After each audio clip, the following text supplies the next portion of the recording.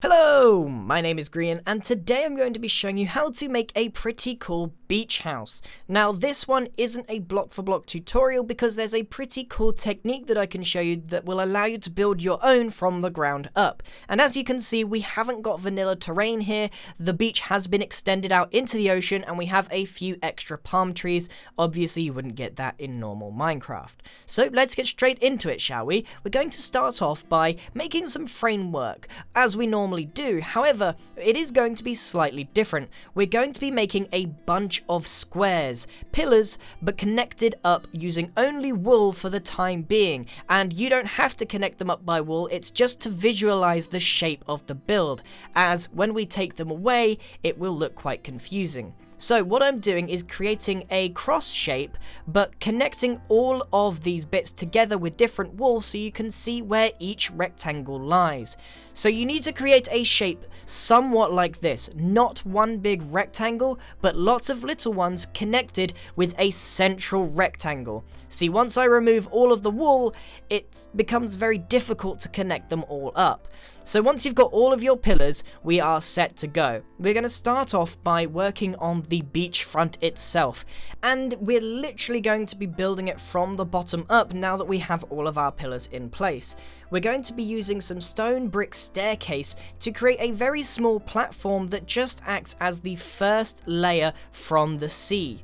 So we want to just match up all the way around our very first rectangles, but we don't want to go all the way around the build. It should, if you've done the terrain very similarly to myself, connect up to the land, and that's where it should stop. So it should look something a little like this. Now we're going to fill in where the platform is with some oak wood or whatever colour you want to have there. There's also another separate balcony on the left.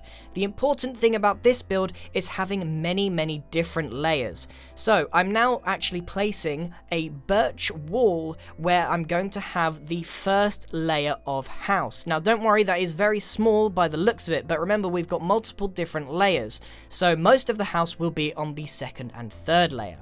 So like I said, we're working from the ground up, so we're actually going to replace the first tier pillar with some quartz because we want to have a bit of color disparity.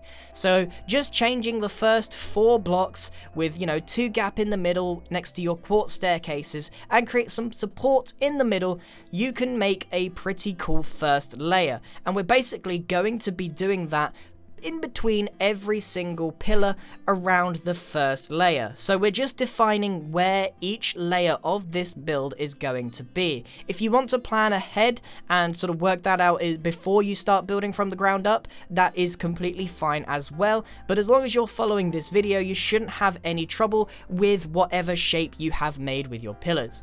The next step is to connect all the way around the outside of those upside down staircases with trapdoors, and then create an upside down staircase in spruce. There's a lot of staircases in this, and there's a lot of trapdoors, so prepare yourself. Go all the way around your build. So you can see I've only done the front of it right now, but I will make my way all the way around. So the first bit is to define what your style is and what it's going to look like, and then you can just mimic it around the build itself. So you can see we've defined where the build itself is with that wall, and we've defined the very first layer. Most of it is this oak wood platform, and it can't have escaped your notice that it's slightly bigger than strictly necessary. You can see that it goes off to the right and there's an odd amount of space there, and that's because I want to add a fairly large and gentle slope that makes its way all the way around the corner to the front door, where I've also left a space. Obviously your beach house shape may be vastly different to mine, which I do indeed encourage, so you'll have to just work with whatever shape that you've got and try and place your front door accordingly. It's not uncommon on beach houses to have the front door on the first floor so that in case of high tide you are safe from the water.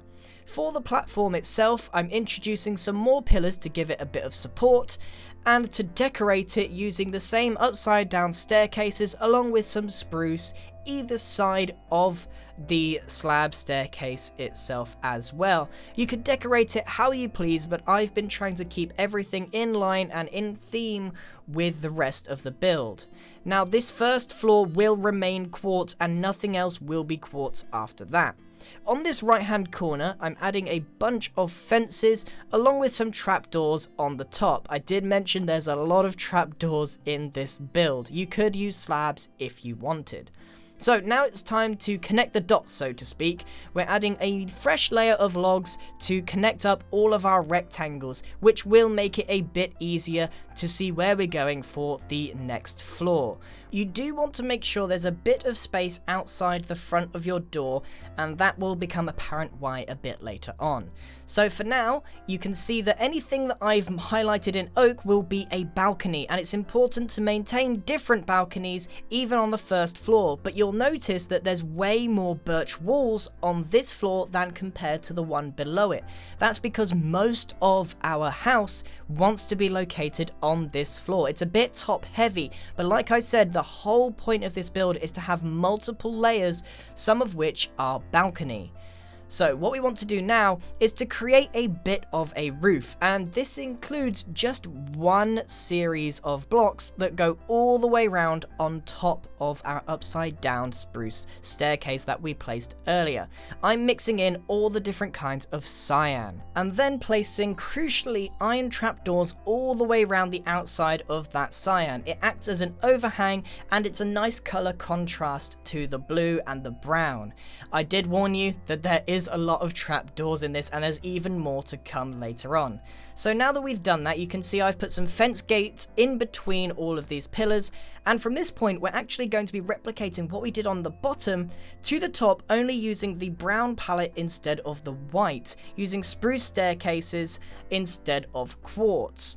And you can see that they are very, very similar. And indeed, we're now going to be creating the next layer, preparing for the roof, wrapping around a fresh layer of upside down spruce staircase, bringing everything level, including our larger birch wood wall on the inside, and then wrapping everything up on the inside with a fresh layer of log, just to make sure it's nice and flat, prepared for roofing and extending even further. You should be able to, if you've created a different shape to myself, replicate exactly what I'm doing, because the technique is very similar. We just have a bunch of stacked layers with different amounts of balcony on them, and this same intermediary bit where we have the upside down staircase, we've got the wooden trapdoor, and then the roof with the exterior iron trapdoor as well. So hopefully after a few layers you really get the idea. Now what I'm doing here is marking out where the final layer is going to be. So I've just raised up a simple rectangle in the center, and then I'm starting to wrap around a second layer of cyan mixed concrete powder, wool, and terracotta to make up the roof. Mixing in those textures just makes it look a bit different. You could have it all one block if you prefer, or indeed any other color that you want your beach house to be, but something like blue or red will work really well, as it is meant to be a beach house, it's meant to be nice and colorful. So I am wrapping around the roof for the rest of the build, apart from that rectangle which we marked out earlier. It's really important to keep your pillars separate and well defined. And you can see I've also now just wrapped around a second layer of iron trapdoors. These really symbolize where the roof is and where that overhang is as well. Now for the final layer, it is another copy paste in style, which is pretty cool because it means that you are able to use this technique for every single layer of your own build and get very similar results. We are just making sure that those pillars are in a very simple rectangle shape and they connect up very easily. And then we're wrapping around for the final bit of the roof, again mixed cyan blocks, and finishing off with even more trapdoors. Can you believe it? There must be several hundred of them on this build.